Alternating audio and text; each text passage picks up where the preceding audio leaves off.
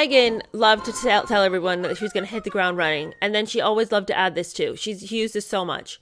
I want to make a tangible impact. This kind of work feeds my soul. But this is the problem. What work are you talking about, Meghan? What work, though? What's feeding your soul? Because your soul must be dead at this point because I haven't seen you do anything yet. She doesn't even know what it is that she's planning on doing. What charities? What are you talking about? The work of finding a designer who will give you free clothes? Is that the work that feeds your soul? What is it that you're doing? Meantime, Kate also could not handle her neighbor. It's like, oh my gosh, somebody help me with this California nightmare. She'd become irritated with her neighbor. Unlike her own cautious approach to learn the ropes before engaging in royal duties, Meghan was running. But what was her destination? Yes, thank you. And who was she running with? Did she not realize that the royal family ran together under the monarch, not as competitive individuals? Meghan does not understand being part of this pack. Nor does she understand she's not the alpha wolf here.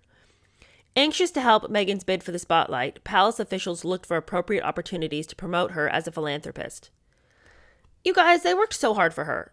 I mean, my heart goes out to the palace trying so hard.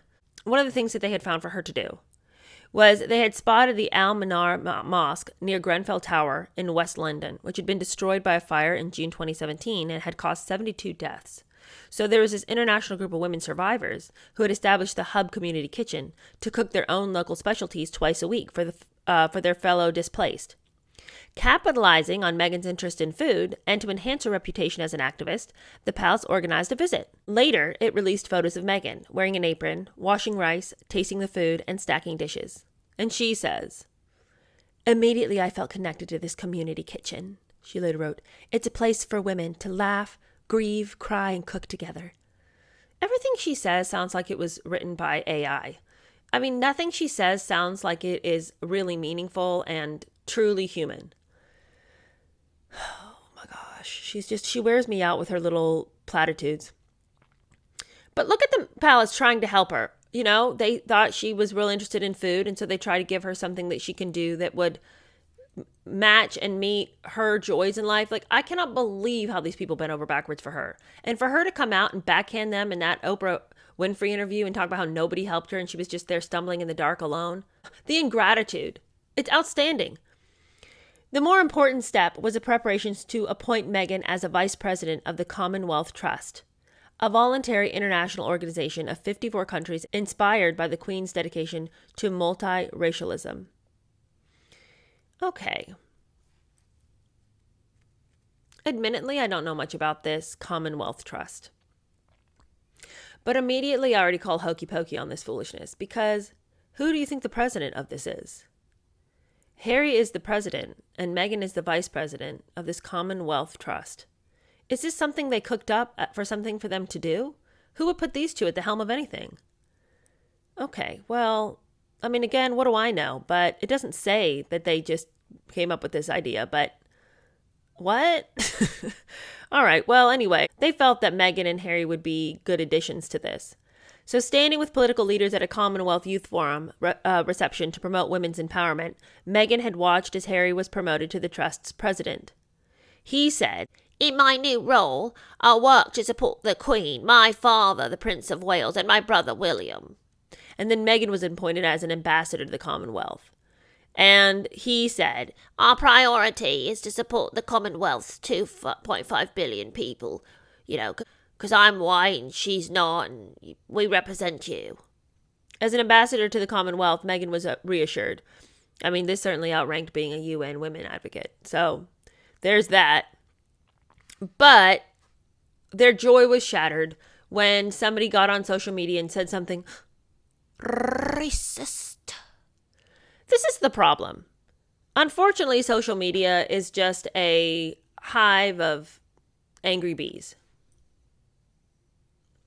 And can you be surprised that somebody said something racist on social media? No, it's not pleasant, and it's not part of making a good society. I completely agree that it would be annoying, offensive, and demeaning to have somebody say something that was racist to you.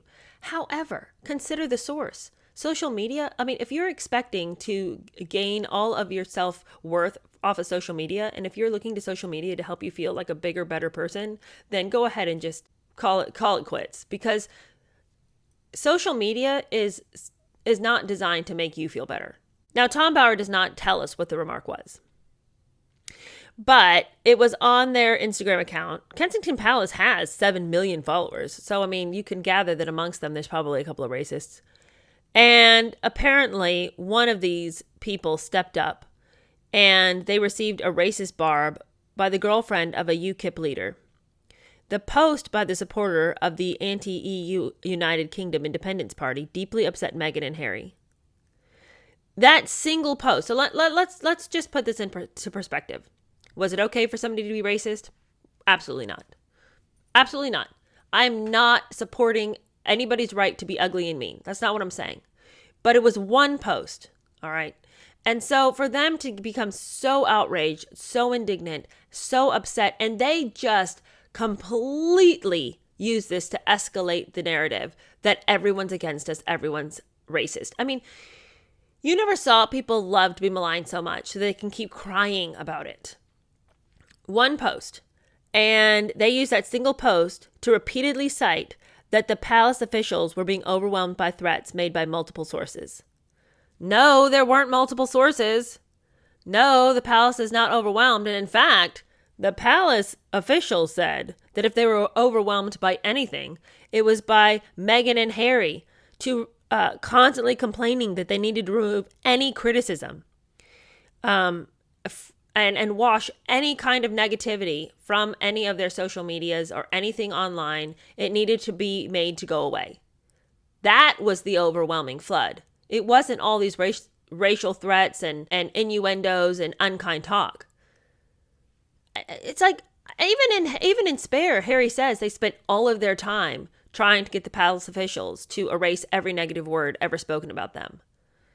It's like, Harry, dear boy, do you understand the impossibility of that task? I mean, no wonder people were just miserable working in their office. If every day you came in and that was your marching orders, go clean the internet of all the negative things about us, nobody could do it.